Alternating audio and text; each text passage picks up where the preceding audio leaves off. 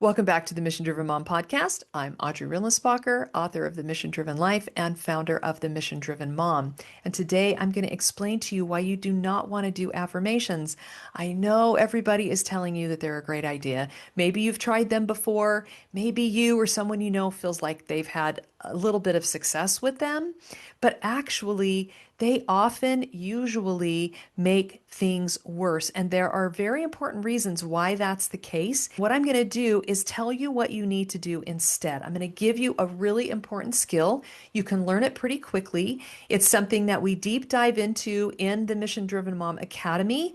We do workshops on it. We practice it together. There's some reading selections and other detailed information to really help you develop the habit and get really good at it.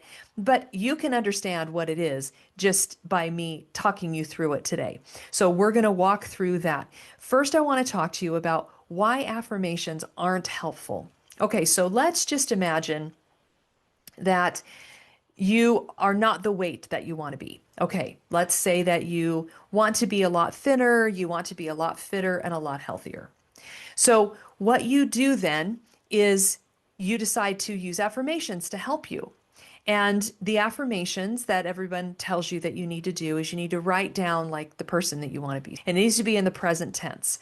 So what you would do is you would write an affirmation that said something like, I am fit, I am healthy, I am thin. Okay? Well, here's what actually happens.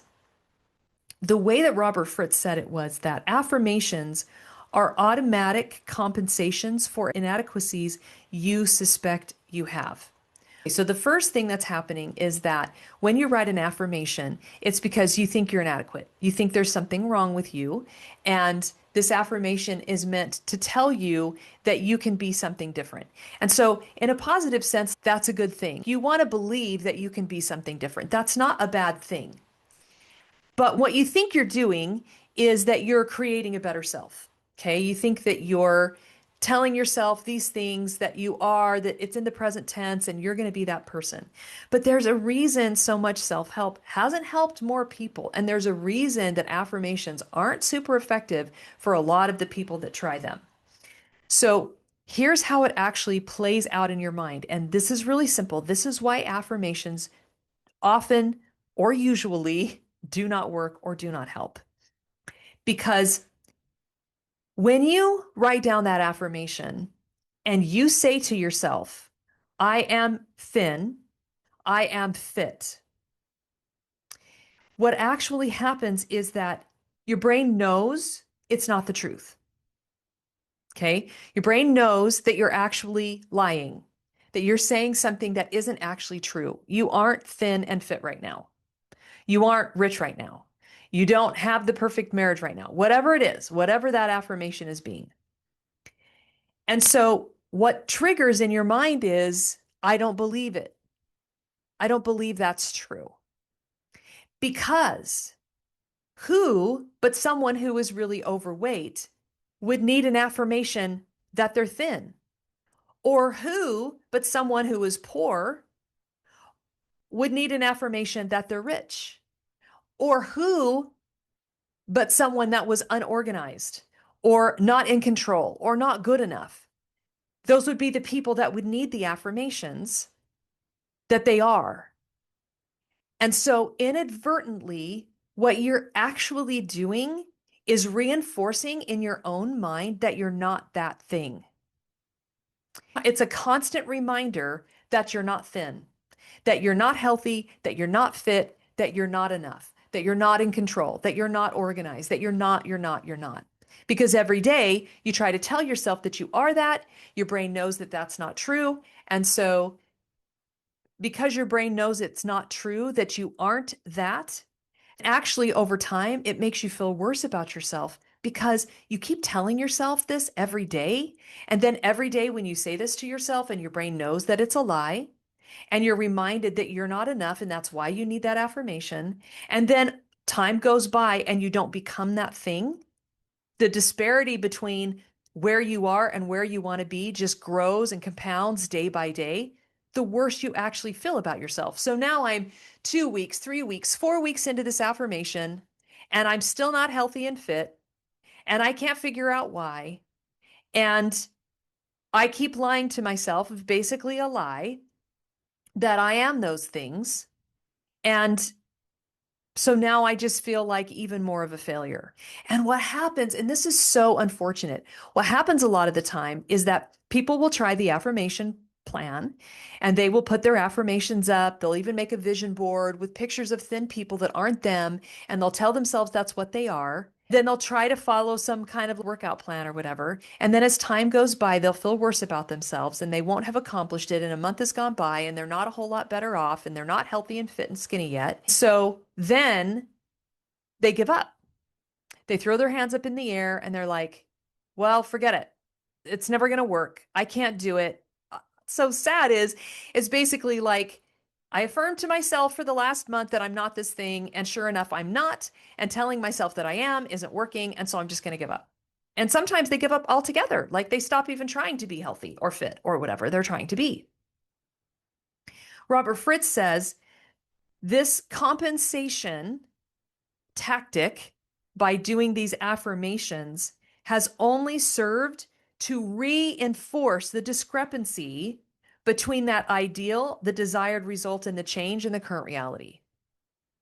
Because there's already tension. This is what's so hard about goals, is that goals create tension. And I did a podcast on this recently, that what you have to do is hold the tension between who you are and who you want to become. Personal growth is hard because you are really clear about the difference between who you are and where you want to become. And when you create a goal, it just makes it more obvious to you. It's just more stark. And when you put up on your mirror or on your wall, like, I am this thing right now with this affirmation, and you try to say it to yourself. And I know that people will talk about, well, you brainwash yourself. Eventually, your brain will believe you. Eventually, you'll figure out how to accomplish that. And there are some cases in which people persevere and they have this goal and they figure out some solutions. And I'm not saying they never work or not that they never helped somebody. I'm sure they did. But for most of the people, most of the time, and if you've tried it at all, you may have had this experience that you put those affirmations up and nothing really happened. And at worst, you felt worse about yourself when it was all over. So he also says the motivation tells the whole story. Here is a person who thinks he is bad, attempting to prove that he is not bad in whatever way, not enough, not organized, not rich enough, whatever. And he goes on, while he might be telling himself that he is really good, he will still feel that he is not good enough. Because what does it actually even mean that you are saying, I am thin and fit and healthy? How do you even know when you've arrived there? How is that measurable? And the reminder every day that you're not that is a consistent reminder that you're not that. Then what's so fascinating is what people will then do is the frail self-image that they had going into this will then lead them often, as he says, to put pressure on himself or herself through intense self-criticism. So, can we talk for just a minute about how many women I have worked with, hundreds and hundreds of women that I've worked with, and friends that I've had, and women that I know that tell me that if they stop focusing on their weaknesses, then they won't be able to improve and change. Because in the academy, we have this whole different approach. The framework, the structure, through the lens through which we work on ourselves is from a strengths perspective. That's why there's like 6 or 7 or 8 assessments and evaluations that you go through in level 1, is because we want you to have supreme knowledge of yourself. We want you to know how amazing you are, and we want you to work from a perspective of your strengths. What are your strengths? Because I promise, as you lean into your strengths and you believe that you're amazing and you begin to do real work in the real world, like on yourself, in your home, in your community, your weaknesses are going to pop up. There's no question they're going to show their ugly heads. But yet your motivation to move through them, to understand them, to get help with them, or to get people to make up the difference with your weaknesses, that their strengths can make up the difference and you can work together, It's coming from a place of confidence and strength and self-knowledge that is just so beautiful because those weaknesses don't shut you down. When you are focused every day on what's wrong with you, I mean, I'm telling you, I can't tell you how many women have said to me, I'll never get better if I don't think about my weaknesses. If I don't focus on what's wrong with me, I'll never be able to work on them. And it's just not true. If you work in life from a standpoint of strengths, your weaknesses will arrive and you will have the motivation, more motivation maybe than you've ever had, to learn how to work better in that area and to get the help that you need because you know that you're awesome and you know that your strengths are needed and you know that you're making a difference and you know that what you're doing is working. And so then you can figure it out. You can go out and get the education that you need, the skills, the tools, the principles that will help you to get a little stronger in that place where you're weak. And so when you're working from this place of weakness, it damages how you feel about yourself because you're already in this place of weakness. And then from this perspective of doing affirmations, then you layer it with these affirmations and you constantly remind yourself of all the things that you're not. Well, it's just a recipe for disaster. You're just going to see yourself as a big fat loser. And no wonder. I was at an event the other day and we were supposed to put in a little bio of ourselves into this back end connecting thing that was part of the event. And I had a man, he was a young attorney, he's got a wife and a couple beautiful little kids, who reached out to me and said, I need to talk to you. And he had gone to the homepage of our website and he had read just the first couple little sections about here's some pain points you might be feeling and here's what you really want. And he was like, you have described my wife to a T. She loves our children. She loves me. We have a good marriage. She loves God, all of those things. And yet she doesn't really want to get out of bed in the morning. And my heart just went out to her. And I just thought, I understand. I know I have been there. And it's probably because she's telling herself all day all the ways that she's not good enough and all the ways that she's not showing up. And she doesn't know how brilliant she is. She doesn't know how to solve her problems with principles. She hasn't taken these assessments to know what all of her strengths are. And she's not using this one of at least a dozen or more really powerful tools that I discovered over all those years that I was studying to heal my own problems, that I've put into the academy to help you with your problems, that I'm going to talk about in just a minute.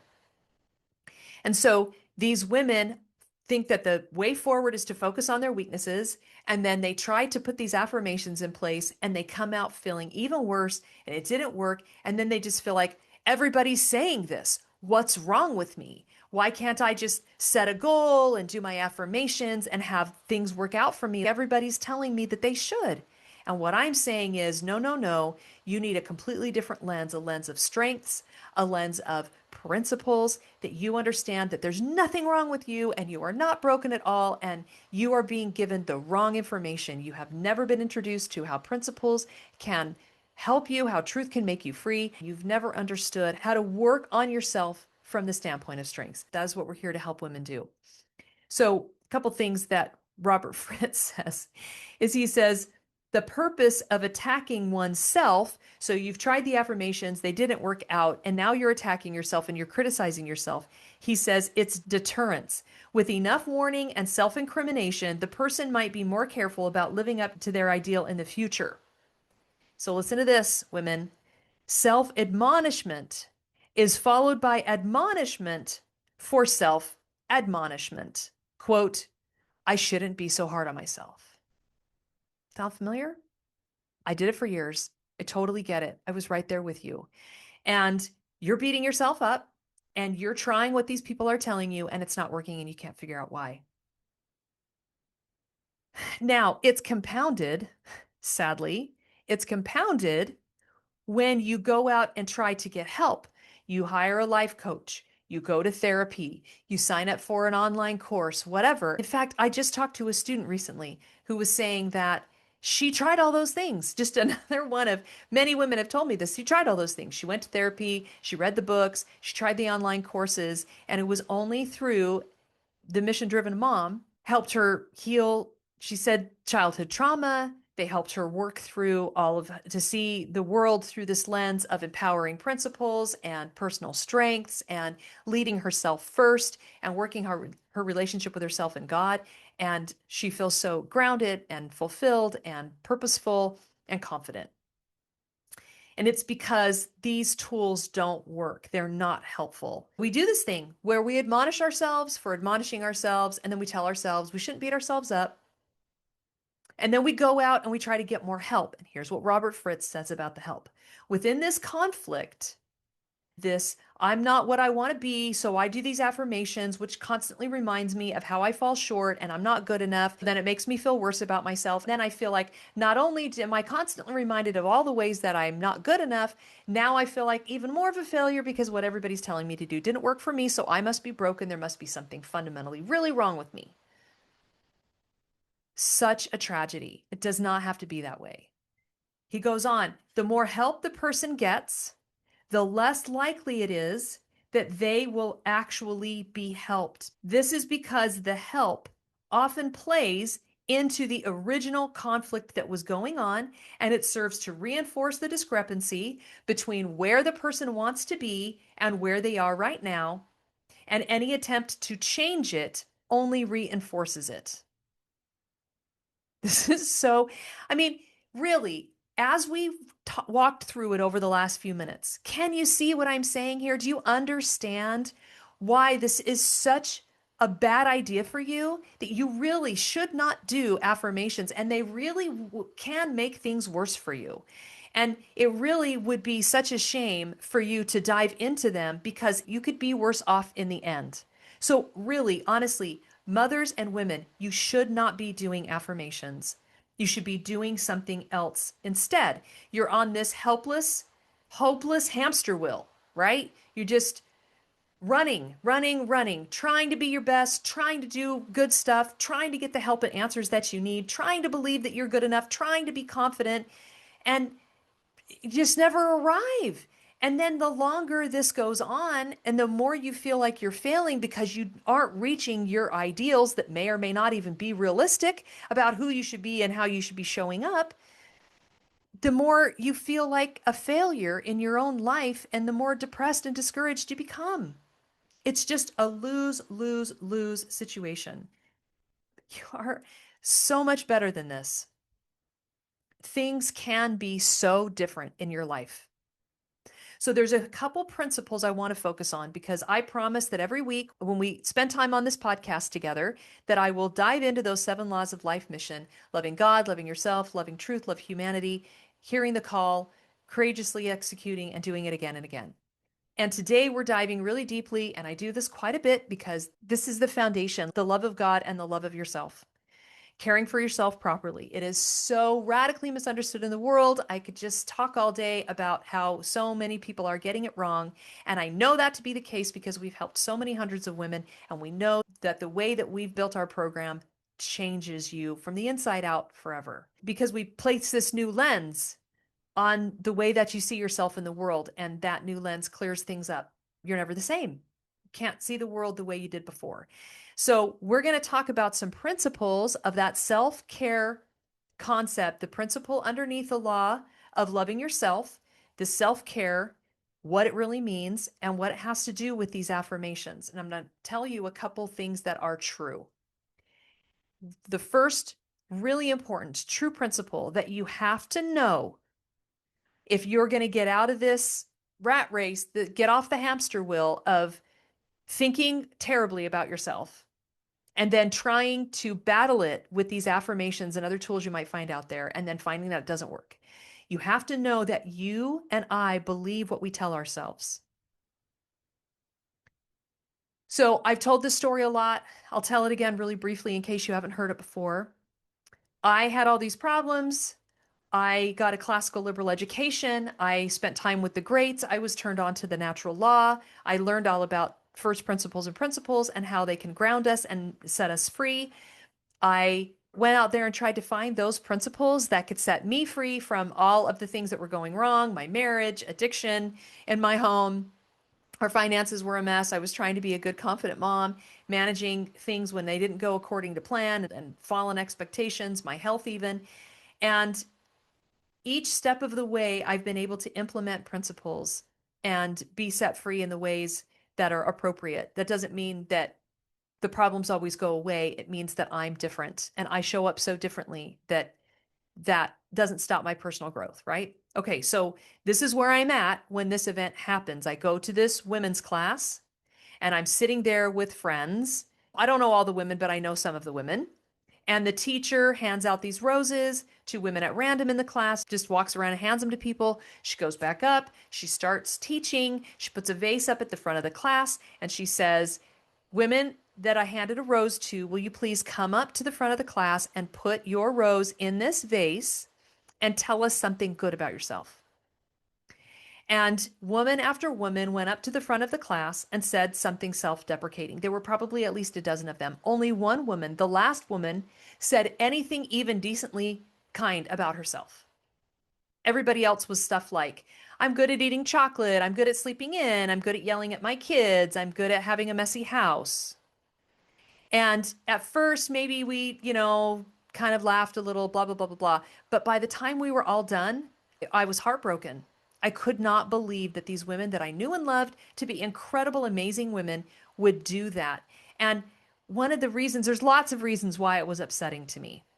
But one of the reasons was exactly this principle that we believe what we tell ourselves, what we tell ourselves and about other people and about the world.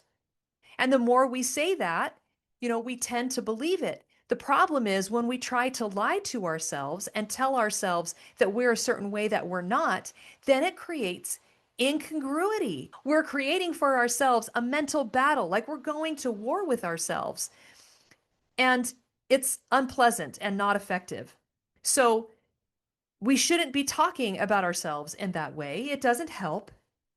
And then we talk about ourselves that way to other people, and then we just feel worse about ourselves. So this is just terrible. Another principle that I want to point out before I give you this really key tool that is going to seem subtle. It's going to seem maybe even not that different than affirmations, but I'm going to give you some examples so that you can see that it is night and day difference and it produces radically different results. So the second one is our negative feelings and thoughts are not caused by our circumstances. Our feelings are caused by what we tell ourselves about our circumstances. Okay, that's a super key principle. And knowing that these simple truths can empower us to completely reframe how we talk about ourselves and how we talk about our circumstances. When we understand that when we tell ourselves something, we tend to believe it, except when it's a lie, then we don't believe it and we go to war with ourselves, and that our feelings are being caused by the way we talk to ourselves and about our circumstances. So in other words, if you have a lot of feelings that you don't want to have on a regular basis, they're being caused by the thoughts that you're having and entertaining and the words that you're using. People don't make this connection. They go out in the world and they complain about their circumstances and they talk badly about themselves, and then they wonder why they don't feel happy. They wonder why they don't wake up excited for the day. But the problem is that it feels real, like it feels true. Your dishes aren't done. Your husband was rude last night. Your kids aren't listening to your advice. So those things, maybe they're facts, but they're not the whole truth. Okay? So the tool I'm going to give you today is called telling yourself the truth. And it is so powerful. Even if there are things in your life that are facts, and in that sense, they feel like they're true. And when you say them, they feel true to you because they happened or they're happening. And so what you think you're doing is telling yourself and others the truth. And these affirmations are a lie because what you really are is overweight or poor. And what's really happening is that you can't pay your bills. And so you think you're out there in the world telling yourself and everybody else the truth, but you're not. You're telling yourself and other people half truths. or you're speaking in terms of facts and not the whole truth. Okay? And those affirmations are causing you to have incongruence in your own head and your own life, but the truth will liberate you. The truth always sets you free. So, what you have to do is start telling yourself the whole truth. Now, really quickly, before I give you these examples so that you can start to understand what I'm talking about, and I'm going to encourage you, if this is something that resonates with you and you really want to be mentored in it and get all of that practice and become really good at it, think seriously about joining our academy. If you're loving this podcast, please leave us a review that helps others know that this is a valuable place to be and that they want to spend time with us because it's enriching and will bless their lives. And go ahead and subscribe and share it with a friend. That really, really helps us to grow. Another thing is that if you're new to the podcast, you probably want to continue to listen to the updated releases, but you can also go back and begin at the beginning because we reordered them so that you can do some deep dive into the 7 Laws of Life mission and you can hear a whole bunch of mission-driven stories and really get up to speed with how this program and everything we do at the Mission Driven Mom, on the podcast and the academy and our events hovers around those 7 Laws of Life mission and true principles and how they can liberate us. And that's why I highlighted some principles for us so that we can get into this key. It's a principle that you must tell yourself the truth. And affirmations aren't the whole truth. That's why they don't work. Okay, so let's get back to some examples of telling yourself the truth. And I think that the examples that I'm going to give you will help you understand to a large degree the huge difference between affirmations and telling yourself the truth. And like I said, just because something is a fact doesn't mean it's the whole truth. Okay, here's an example. We'll go to this one that I've been going over and over with being overweight. Okay, so your affirmation is, I'm thin and healthy and fit. And when you say that to yourself, your brain says, no, you're not. Because your brain wants to believe you.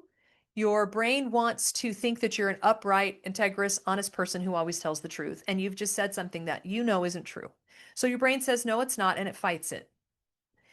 But when you do truth statements, there's no such discrepancy anymore. You just tell yourself the truth. So here's a whole bunch of truth statements. If you felt genuinely that you were overweight and you really wanted to be thin and fit, you could just tell yourself the truth of everything that's true right now. Okay. And what you'll find is that it feels different because it's true. Natural motivations and feelings of excitement will accompany the truth statement. It will just organically happen that you will be more likely to start taking action because you're telling yourself what's true about yourself and about your circumstances. Okay, so here's an example. First one, I can make choices today that increase the health of my body. So empowering. It's the truth. It isn't true that you're thin and healthy right now, but it is the truth that you can choose today to make healthier choices. Here's another one. I want to have a healthier body. Just affirming to yourself that that's what you want. Then you think about that. You tell yourself the truth all day. I want a healthier body. That's something that I want. And then you're going to start to move in that direction. It's the truth. You don't have it yet, but you want it. Here's some more. God wants me to have a healthy body. Also true. Also incredibly empowering. Here's another one. God will help me learn about health and nutrition so that I can make more informed choices about my body. And every time you say one of those things to yourself, your brain says, yes, that's true.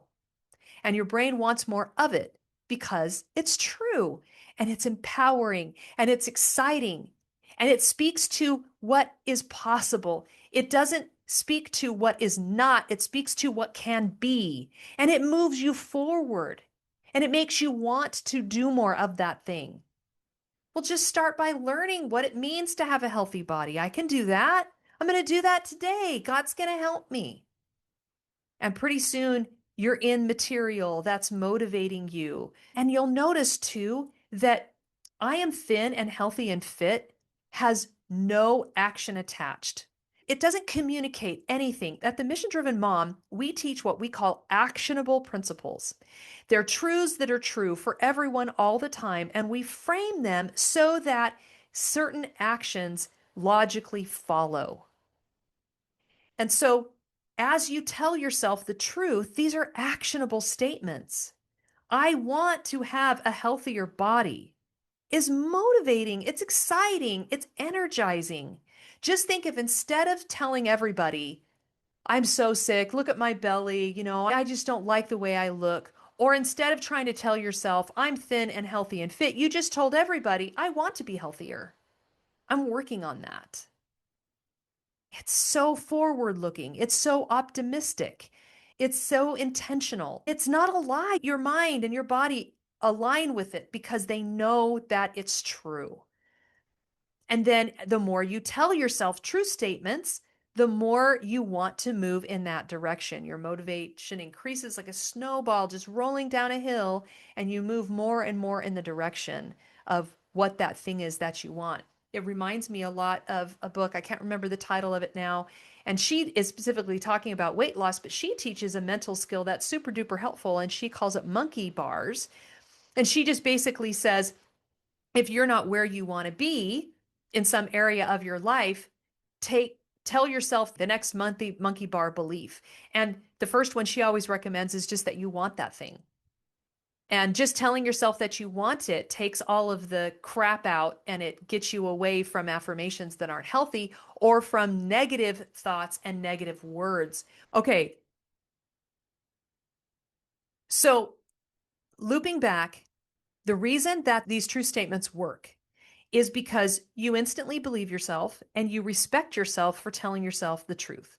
You feel increased motivation to move forward in a direction of better health. You're focused on what's good and what's right about you and your circumstances. Think of all that rich context of this is something that I want and I can make choices and God wants it for me and we're going to work together and I can get an education. It's all the good things about you that are true. And then you want to move forward. Your mind agrees with you. It starts working on the problem to help you solve the problem. And your self confidence increases as you think and say things that are good about you. Your self image improves. Okay, here's another one as we finish up here. I'm going to give you a couple more examples. Let's say you have children that are making choices that you don't like. You might have affirmations like, what my child is choosing is totally fine, or I'm okay with what they're doing. Well, that's not true.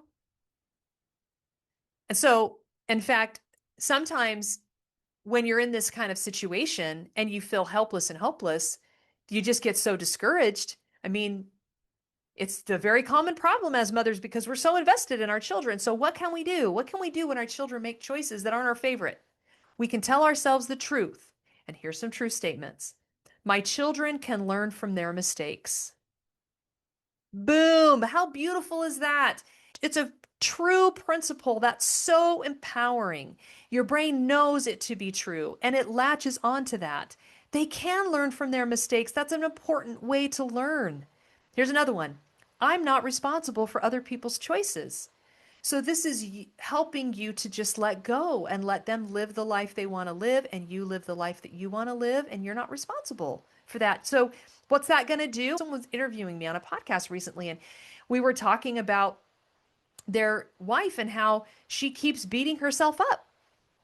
This is the exact problem. There's adult children. Those adult children are doing things that she doesn't like, that she doesn't want them to do. It's making her sad. And so she keeps beating herself up and having all these self-deprecating thoughts. And how sad is that? How tragic is that? I know people who walk away from their faith, who bend their standards because their children do certain things. That's not what you want to do. You don't want to give up on what you believe to be noble and true and good. So what do? You tell yourself the truth. Here's another one. I worked hard to be a good mom, and I'm proud of that. You affirm yourself. You affirm what you know you did. Here's another one. I can show my children unconditional love while not liking their choices. So empowering. These are true. They're about you. They're actionable. They're things you can do right now. And they motivate you and they Build your self-confidence and your self-respect and your self-image. One last one as we finish up. Let's say you're dissatisfied or unhappy in your career. Here's an affirmation you might say: I love my job, or I have the perfect career. Maybe you'd say, I have a thriving business. Maybe that would be another affirmation, like somewhere down the road, you're going to leave your job and then you're going to start a business, then it's going to thrive. And who knows how many years that is away. So here's some true statements instead. I can do my job with integrity while I look for other work. Or I can learn more about myself so that I can determine the best work for me. Or I choose to show up at work and give my best even when it isn't fun. True statements are so much more helpful and powerful than affirmations. And as you practice them and get better at them, you will feel the truth setting you free. You will feel liberated from all of the self-deprecating thoughts and words that you tend to migrate to, from the affirmations that do you no good service when you have all that disparity in your brain. Instead, you can remember that you're not victim of your emotions, that you will never be at peace when you're putting yourself down, and you are the controller of your own happiness and unhappiness. You can do this. I've seen hundreds and hundreds and hundreds of women use just this one of many, many skills and principles that we emphasize and practice in the Academy, completely liberate them. You don't want to use affirmations. You want to use true statements. So if you're in a circumstance that you don't like, if you're having negative emotions around some area of your life, and you're tempted to either get real negative and say bad things about yourself, to yourself or to others, or you're tempted to try to be more positive and do your affirmations, look for true statements instead. Tell yourself what's actually really true. True about you, true about who you want to be, true about what you can control and what you can do right now to help you build more of a life that you want and that you love, a life that's worthy of you, a life that's beautiful and noble and fulfilling because you have the truth and it makes you free every day.